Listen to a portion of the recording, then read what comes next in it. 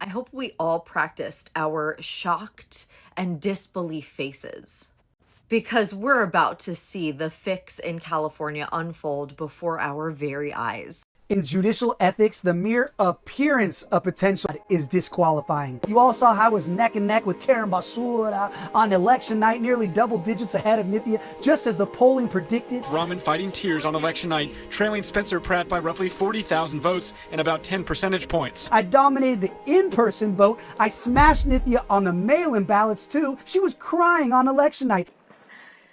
It was over.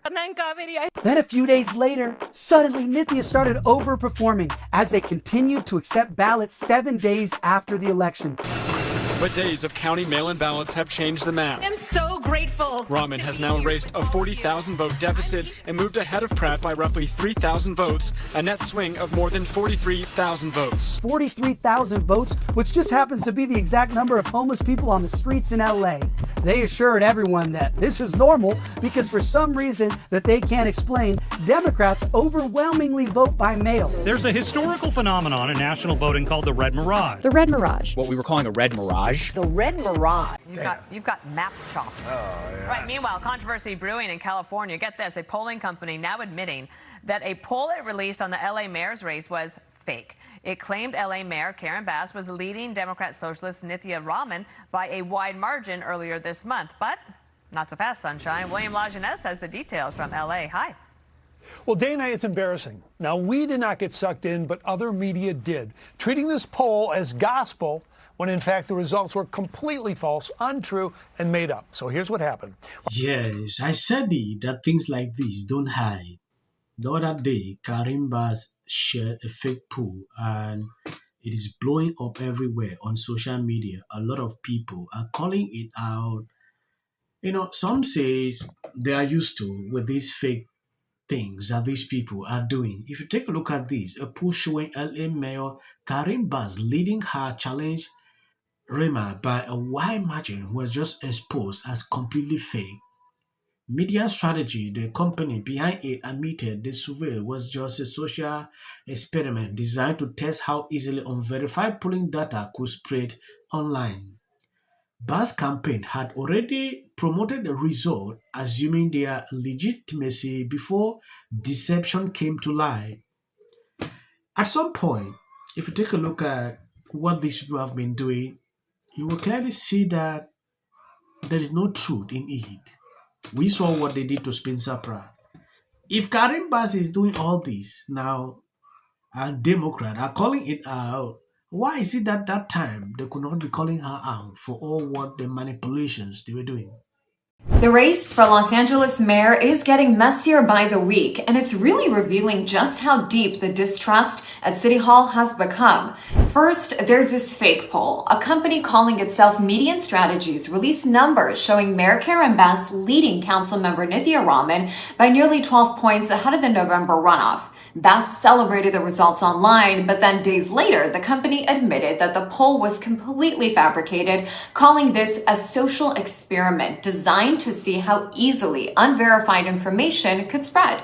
Bass deleted her post, and her campaign is now considering taking legal action. Raman's campaign says that Mayor Bass, well, they should have vetted the numbers before promoting them. Fair enough, but at this point, the only real numbers we have are from the June primary. Bass finished with just over 34%. Raman received 29% after beating out Spencer Pratt as the mail-in ballots were counted.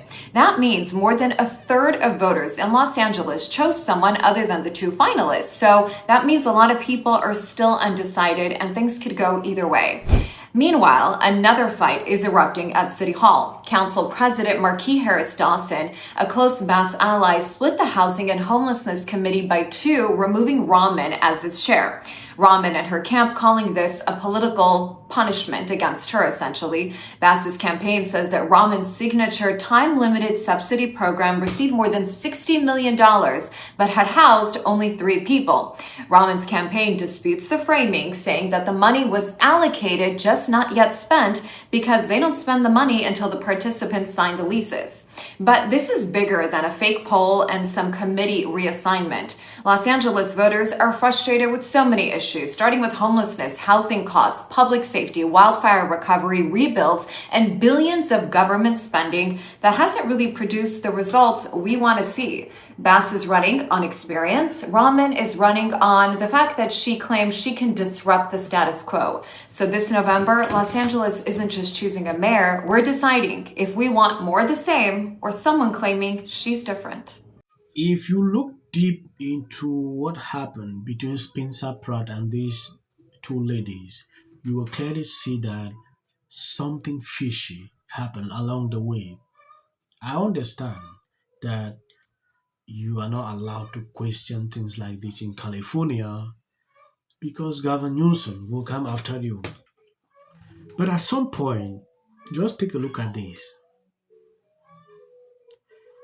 She did not verify. She put out this fake poll. Immediately, social media started blowing up with this information. This company came out and said, oh, we were just testing to see how fake things like this spread easily on social media. What type of lies is this? But it also showed 85% of Spencer Pratt voters breaking for Bass. Well, that's insane. Most Pratt voters would rather walk through fire than vote for Bass. But the media loves polls. TV stations, social media, a major newspaper reported it. Hook, line, and sinker. Millions of voters believed one thing that was entirely fabricated. And when the LA Times called the polling company, it admits the whole thing was a hoax, saying, quote, Median Strategies was created as a short-term social experiment to examine how purported polling information could enter and spread through the political information ecosystem without independent verification. We're not seeking publicity or attribution for the individuals involved in our declining interviews. So we did reach out to the company this morning. We did get something here. It says nobody got paid by the project, and they're not affiliated with any candidate, PAC, or party. It was an experiment, they say, and it proved its point, right? Newsrooms are thin, experienced people are out. You know, at some point, people started calling like, oh, Spencer Pratt should not go into issue of conspiracy, things like that. I saw it. Some people were actually very serious at going after him, when he started releasing videos about the whole thing. And people were already saying, oh, going back to 2020. But at some point, Spencer Pratt stopped talking about it. He did not stop. He started going after Hollywood, like that is actually what I recently put out. And if you look deep into it, Spencer Pratt is someone that is very brilliant. He went and met President Trump. They had talks on this issue. I don't know what they finally discussed. But if you look at what he has been putting on social media, there is something behind that they are working on, which we don't yet know. We are still to know in the days ahead. Hollywood is kaput. We recognize these guys. Gavin Newsom and Rob Bonta are destroying Hollywood, and now they're trying to cripple two of the greatest film studios of all time. Lawfare like a clapping seal, desperate for his woke brownie points, claiming that crippling Netflix competitor is somehow a victory for the industry. Clearly, it's all just about sticking it to Trump. This is over the top. Now, Mark Ruffalo isn't anti-merger. He loved mergers back when he was celebrating Disney gobbling up Marvel, and he had no problem when Disney went up to gobble up Fox. He didn't even have an issue when it was a tech giant Netflix on deck to merge with Warner Brothers. Ruffalo himself even starred in Zodiac, a joint production between Warner Brothers and Paramount. He had no problem with them teaming up when they were paying him $1.5 million. It was only when the Ellisons came into the picture that all of a sudden he didn't like mergers. So why was he so pro-merger in the Disney takeover? Well, they were stroking his multi-million-dollar checks. $3 million, $4.5 million, $6 million. Everyone else, and now he's pulling up the ladder behind him. Now, merger's bad because his commie leaders said so. If it was any other administration, other than the Trump administration, this wouldn't be happening. It'd be stopped. It's disastrous. That's the way it is with every bully in the world. Paramount to make sure the industry crumbles further, all because Paramount wants to invest $110 billion into Warner Brothers? Now, what rings? The Dark Knight, The Shining, Harry Potter, Blade Runner, Dune, A Clockwork Orange, Batman, The Goonies. Who wouldn't want to invest in them? In fact, Paramount has been partnering with Warner Brothers for years. Interstellar, Paramount developed it, and it shared the production and distribution with Warner Brothers.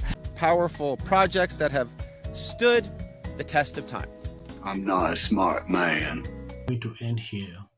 So the short clips you see at the end, that's for a white algorithm. You can always skip.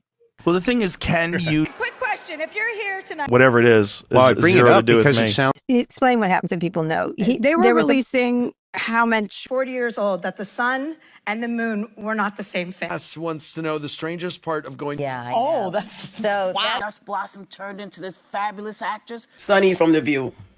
I am so sick of you and Whoopi. Don't do it. Yeah. We will be okay if you... Diversity for diversity's sake being crammed down our throats. The Hunger Games. Loves to work. It's, you know, I had a group of guys, you know. Is cool. And of the people. And so this is my life. This is This clip of Elliot Page